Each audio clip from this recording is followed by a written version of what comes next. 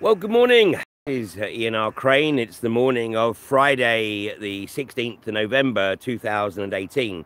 And I wasn't actually going to do a live stream this morning. I was actually going to have a little bit of a lie-in. But about 20 minutes ago, something basically kicked me out of bed and determined that I should actually get back in front of the camera. And the reason being is that there is an event occurring next week, which is absolutely fundamental in the battle between humanity and rampant corporatism. And I discussed this in a newsletter that I put out yesterday. Now, I don't send out too many newsletters, maybe, I don't know, about a dozen a year or so. And if you would like to receive that newsletter, then please send me a private message with your email address and I will forward it to you. Well, let me go back 10 years, because almost exactly 10 years ago, I was giving a presentation at the university in Ghent in Belgium. And the presentation was on the Codex Alimentarius agenda. Now, many people watching this will know what that is, some won't. So just a brief explanation. The Codex Alimentarius agenda, and the term is deliberate so that it doesn't exactly roll off the tongue, but it is the agenda to effectively destroy all natural food and all natural medicines, so that ultimately all food is genetically modified and all natural medicines are effectively outlawed, so that the only health care is provided by Big Pharma, the pharmaceutical companies. And of course, the pharmaceutical companies exist for one reason and one reason alone, and it's nothing to do with health. It's about generating revenue. And there ain't no money in health, but there's a shed load of money in sickness. And I know some will say, oh no, this is just another rampant conspiracy theory. Look at the facts. Well, in the course of that presentation 10 years ago, I made literally a throwaway comment. And I was talking about the suppression of effective natural cures, because the pharmaceutical industry needs to be able to patent its cures, its treatments, so it synthesizes anything that is natural and effective. It synthesizes it into something that is unnatural that it can patent. And I threw out there, I said, how many people in this audience have ever heard of GC math? And nobody put their hand up, and I simply made the observation that I rest my case, because GC math was certainly not well known, but it had proven to be an extremely effective cancer treatment, and indeed, when coupled with controlled diet, had proven to be able to cure people from cancer. Well, there was a gentleman sitting at the back of the room. I had no idea that he was in the audience, and his immediate reaction was, well, that's a lot of crock. But I stimulated his curiosity. So he went away and he did his own research. And unbeknown to me, he decided that he needed to set up a laboratory to study the effects of GC math and the efficacy of GC math. And if it did prove to be effective, then to produce it and make it available. Well, serendipity kicked in, because shortly after this, a biochemist crossed his path, and the two of them became partners in this project. And over the next few years, they built up a network of laboratories and production facilities in some countries in Europe. And he was initially based in Guernsey, and initially had the blessing of the government of Guernsey, and was providing the GC math to many hundreds of doctors who were a little more open to the prospect that something other than radiotherapy or chemotherapy could treat cancer. Well, when Big Pharma realized that he was actually not just researching and producing, but producing in quantity. And there was growing traction that GC-MAF was extremely effective. The pharmaceutical industry got in touch with the Medicines and Healthcare Regulatory Authority, which is a pseudo-government department, but its primary purpose is to protect big pharma.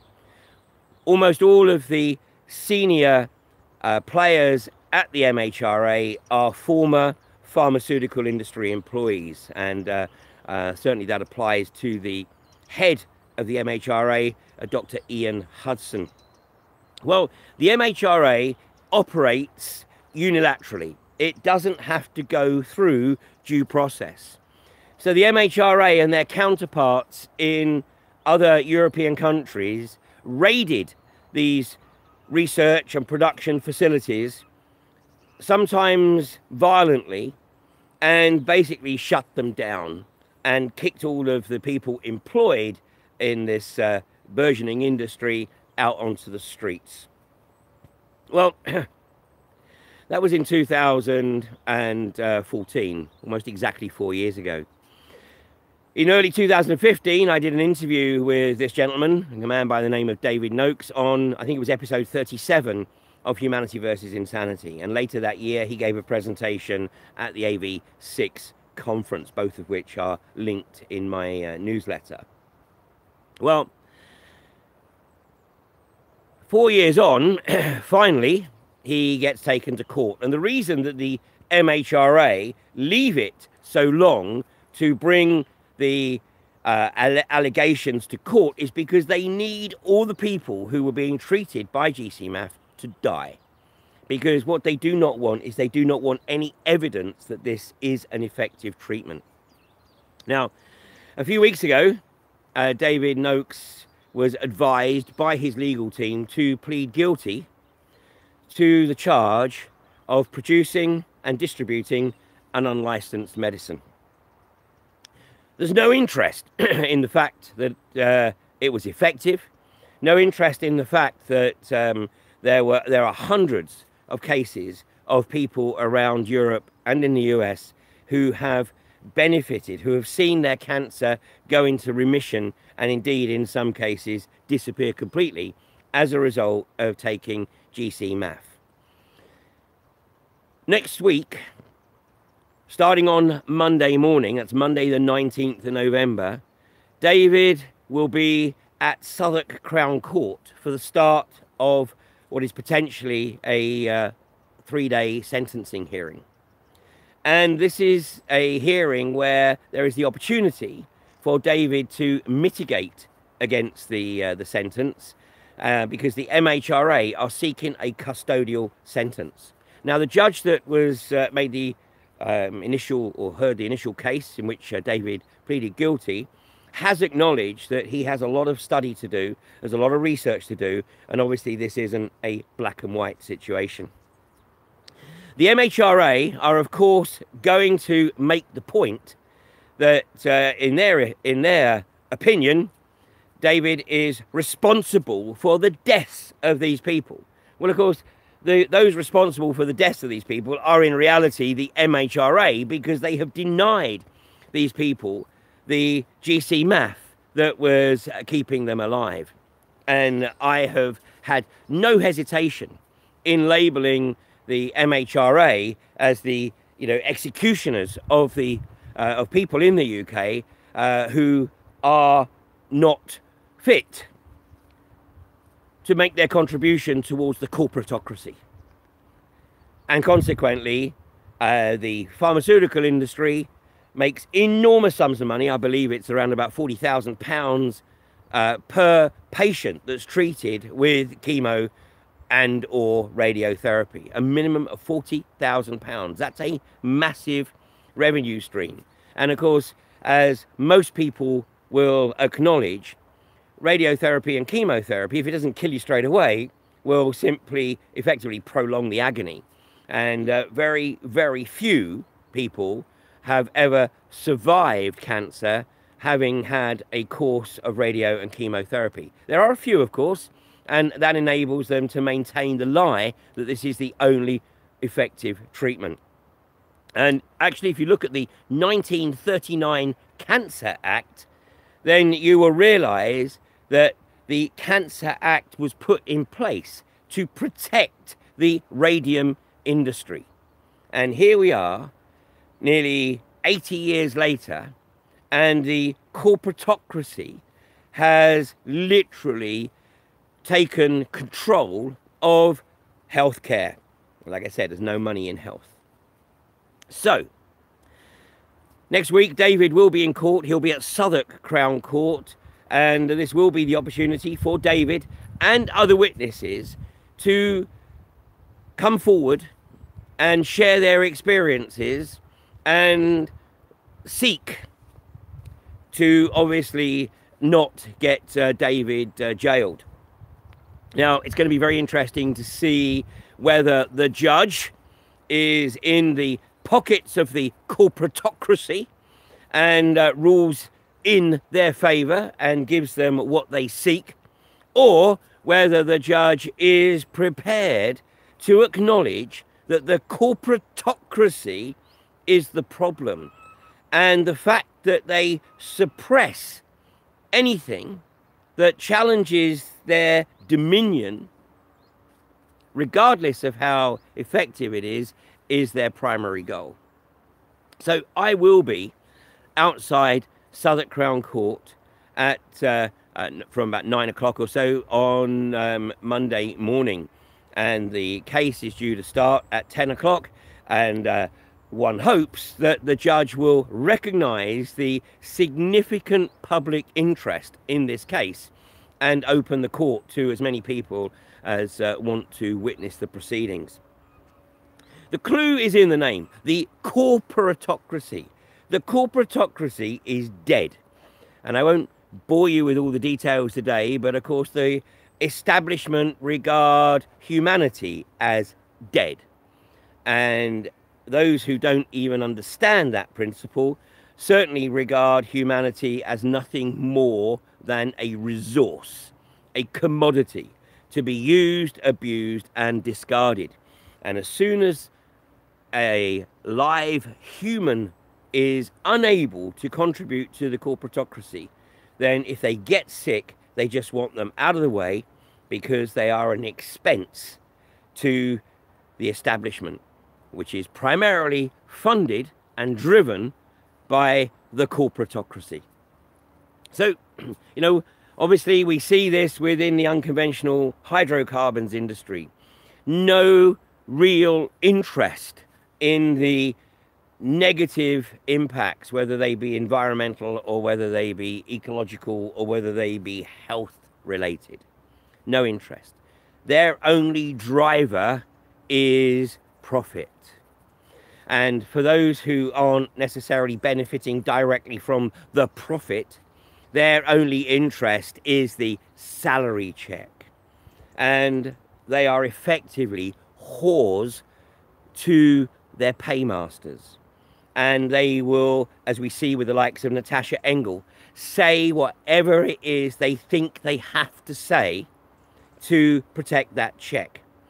And I have heard the argument that Natasha stood up for her principles by being pro-fracking when she lost her very safe Labour Party seat in North East Derbyshire. Call it a hunch, but I would suggest that Natasha Engel most likely already knew that she was going to walk into a job with INEOS before she even started the campaign at the last election. It's a revolving door. And now that she operates as the mouthpiece for the unconventional gas industry, she is absolutely reliant on that check and will therefore say whatever it is that she needs to say. And of course now she's the independent shale gas commissioner. Anyway, today the issue is cancer, and anybody who has ever lost somebody to cancer, as I have, I lost my sister a few years ago, and she got the arguably the best of treatment. She had Bupa cover thanks to her employer, but of course all the treatment that she got was the chemo and the radiotherapy, and I mean, all it did was arguably, you know, extend her life for maybe a year, but sadly the quality of that life was not necessarily what it should have been. So this is just the thin end of what I think people are beginning to realize is a very, very fat wedge. We, humanity, do have a massive battle against the inhumanity of the corporations and the socio-psychopaths who drive the corporatocracy. So please do come and join me outside the court, and if you have the time, hopefully inside the court at Southwark Crown Court. That's just adjacent to London Bridge Station on the south bank of the Thames. And you know, let's show David that you know, his life has been made hell for the past 4 years. His bank accounts have been frozen, all his assets have been frozen. David himself is not in the best of health due to the stress that you know, the last 4 years has caused him. And his partner, who was not charged in the UK, but the MHRA reported their concerns to OSCELEP in France, which is the equivalent of the MHRA in France. And right now, his partner is facing extradition to France, and she will be in an extradition hearing at Westminster Court on November the 29th. And if she is extradited to France, then she will be held in remand in France until the hearing comes. And France is not renowned for the speed of bringing hearings to the court. So the likelihood is that she will be held for about 2 years or so in a remand facility in France, and the conditions in France are very much third world. So it's our choice. You know, we either just let all this go on around us, which is what the corporations and the establishment want, or we take a stand, as David Noakes did when he said, this is an effective cancer treatment. I want to produce it. I want to help cancer sufferers. And in many, many cases, David made this treatment available free of charge. So Monday morning, Southwark Crown Court, adjacent to London Bridge Station. And if you want to get the newsletter where you can see some comments from David, then please do contact me with your email address and I will forward it to you. So thanks for joining me on this impromptu broadcast this morning. And I will be doing a broadcast on Monday morning at 8:30 from outside Southwark Court in the South Bank of London. You have a great weekend. Take care now.